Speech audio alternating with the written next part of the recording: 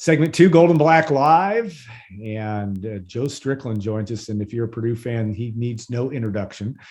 He's a member of the class of 2022, committed on July the 21st, I think, or was it the 22nd? But committed to Purdue, 4-star rivals, and most of all goes to a excellent player from Buff in Indianapolis, and I think he's probably a pretty good student as well. We'll talk about that. But Joe, welcome to Gold and Black Live. We appreciate your time. And to be clear to our viewers, this is recorded early. Joe is in class right now, or getting ready for that, I can promise you. But we are recording this before this Friday afternoon show. But Joe, welcome to the show. We appreciate your time very much. And again, it's an exciting time because Buff is ranked number 1 in Class 3A, and you got a game by the time this airs tonight against Guerin Catholic. But tell me a little bit about your season to date. I know you beat New Pal handily when Brian came down to watch you. You had a big win last week as well. But how are things going from a team perspective so far for Buff? It's going good, and thanks for having me. But it's definitely going good. And that definitely started back in January when we started workouts. Our new head coach, I say new because he's new for me. He just got here from Zionsville, I'm pretty sure. He's definitely taken. We've dialed in with my strength coach, Coach Clem. He's a Purdue alum, and so yeah, it's definitely been good since the start of 2021. And I think that's a big reason why we're 3-0 right now. And I think we'll do pretty good this week. Yeah. Joe, have you talked to Brady Allen about the possibility of you guys meeting in Lucas Oil end of the year? Yeah. You have to take it one game at a time, but I don't. Yeah. So, we did talk about that on Saturday. We talked about it before too, but I think that's the only way we'll play each other in state. If I think I'm right, but yeah. So. The coaches are excited for that if that hopefully it happens. But that'll be a sight to see for sure. Yeah. You look at tell if we have obviously video of you and as a player, but give us the elevator speech of what kind of player Joe Strickland is, and what do you what would fans expect to see from your skill set? Definitely a motor. I'd say I pretty much finished a lot. Defensive wise, and I go both ways. So I think the transition of being a one-way player will be a little different for me. But the college level is way more fast. So I think it'll be good. I'm definitely working on a couple things, but the get off is, I'd say, pretty good. And that's just from working with Robert Mathis and Dan Muir on the off seasons since my freshman year going into sophomore year. That's all I've been doing. Every off season. So yeah, that's definitely been a big part of my game. And other than that, just quickness. There's guys that tell me mid game that it's hard to keep up with me. And that's just coming from them, not me. So yeah, it's definitely those two things. And, I could work on a lot, but it's definitely those two. Joe, you just preempted kind of my next question. I was going to ask you, who's helped you become the player you've become? I know you've worked out with Robert Mathis and all that stuff for a long time. How did you get with him, and just who all has helped shape you into the player you've become today? So definitely my parents, my mom. She's just, when I say that because like all the camps, the games, just from middle school and high school, it's been her a lot of the way, taking me to those things, getting me signed up, all that type of stuff. Trainers wise, I've been to a couple places right now. And this past off season, I was at Genesis. It's on the east side of Indianapolis, and that's just strength training stuff. And then other than that, Robert Mathis has been a big part, mentor wise too. Just pass rush game, pass rush philosophy. Really, it's not even just workouts. It's like talking about it, understanding why you do certain moves. That's definitely been a big part, and that's just because. Surrounding myself with guys who are in the league where I want to be, guys who get signed. There's just been a lot of guys that I look up to at these workouts, along with Robert Mathis. But There's Colts players, Ravens players, Saints, Cowboys. The list goes on, but I think you get what I'm saying. Yeah. How did you and Robert connect in the first place? So that was really through Twitter. I saw somebody. He goes to Penn State now, working out with him. And I texted him. I DM'd him. That was like when I was first on Twitter. And then I asked my mom about it. And this was when we were at Pro X up at Grand Park. And then they just did an evaluation. And then they said they wanted me to train with him. So yeah, I'm pretty sure that's it. That's how it was, through Twitter. Huh. Indianapolis has turned into in basketball and in football, just in places like Grant Park. You talk about great facilities, great opportunities for guys at your level to showcase that. I mean, talk about that. I mean, it really is a great athletes community for boys and girls high school players, but it's really a unique place from that standpoint. A lot of opportunities for guys like you to really improve your skill set. Definitely.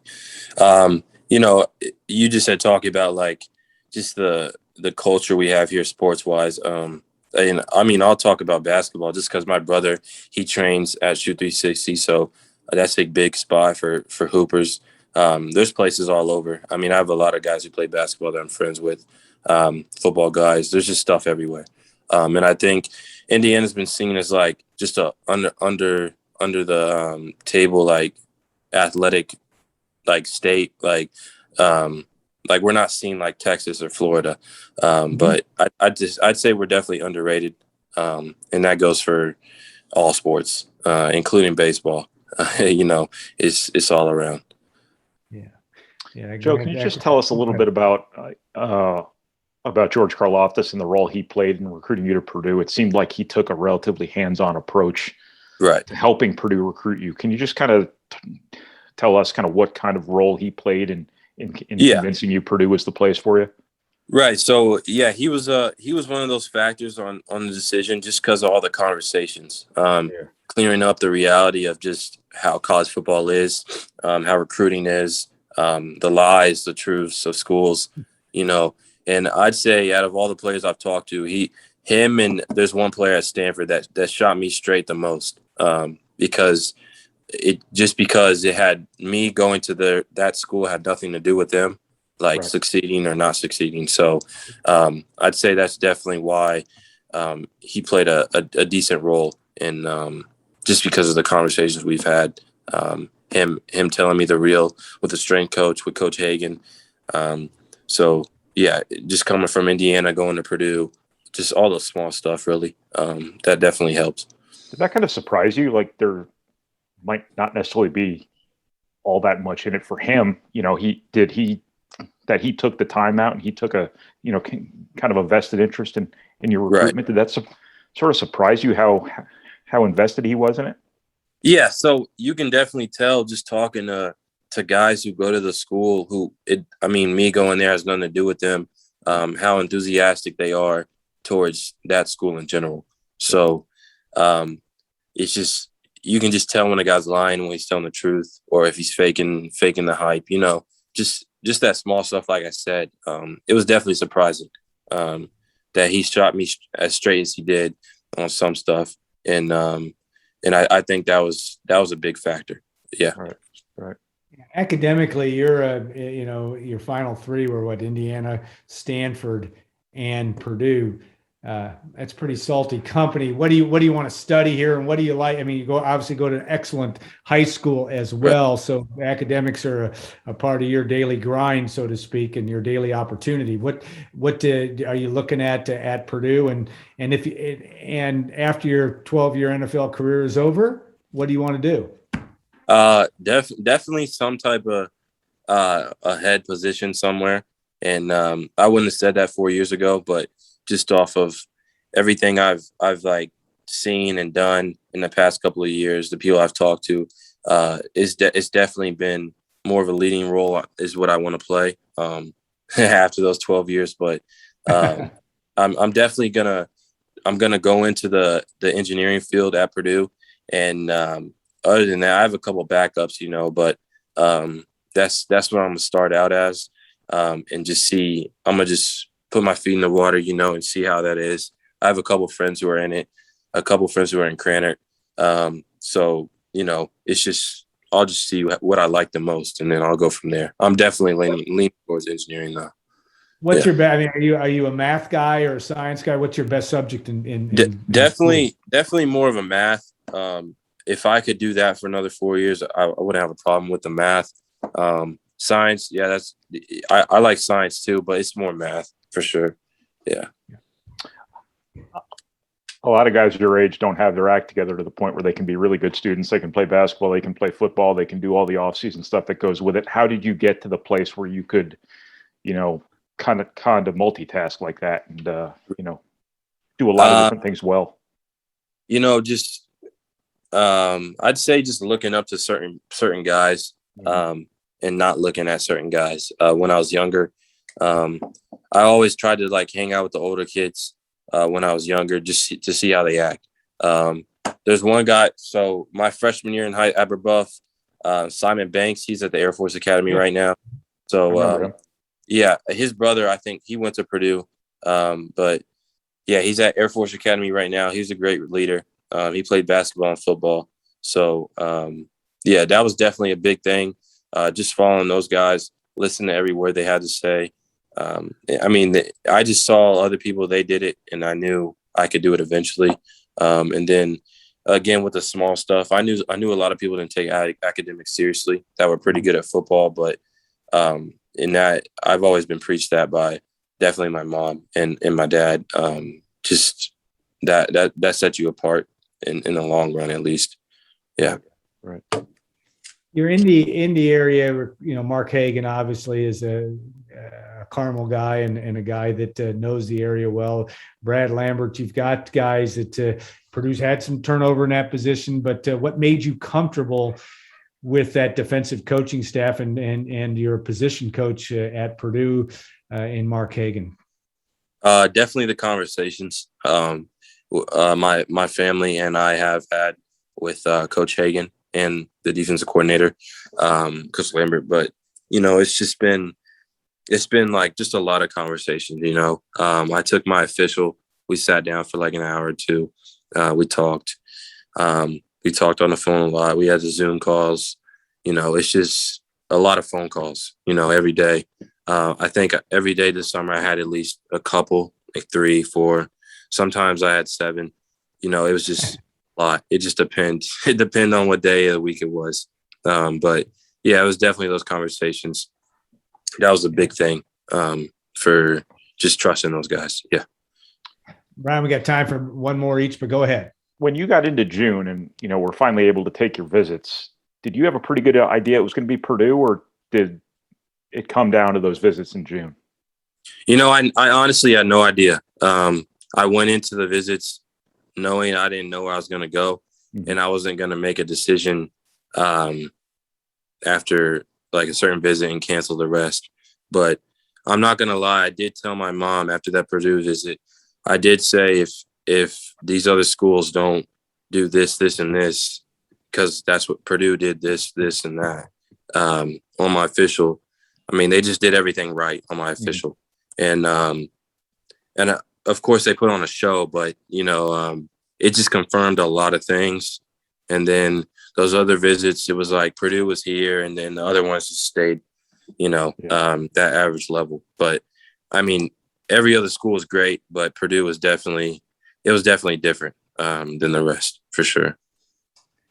When you look at a guy at your level and a team at Brebeuf's level right now, ranked where you are, leadership's a huge thing. And what kind of leader, I would imagine because of your role as a player, that leadership's a big part of what you're about. What have you learned from that standpoint, and how will you come into Purdue and begin to develop that quotient as you move into your college career?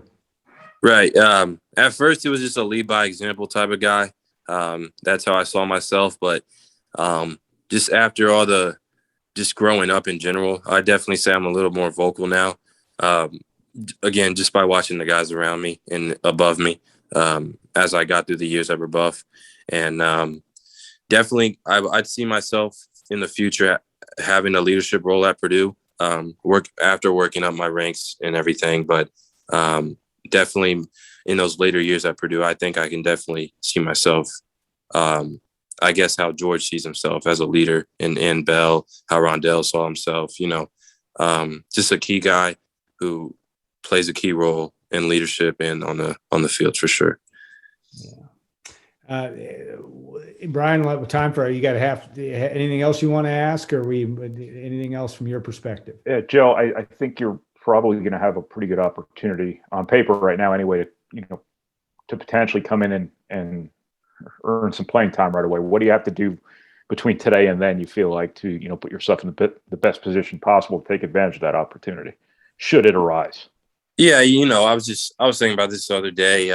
Just focusing on this season, hopefully win state, and then after that I have like a month and a half, I think, until I'm at Purdue. So between that time, just train hard here when I get there, train as hard as I can there, and then after training as hard as I can for what's that, like 4 months, around that, I have no idea, but once spring ball starts, I think I'll figure it out. If I'm not beating guys in practice, and I know if I'm beating guys in practice, and I think everybody's going to have a good idea on where I lay playing time.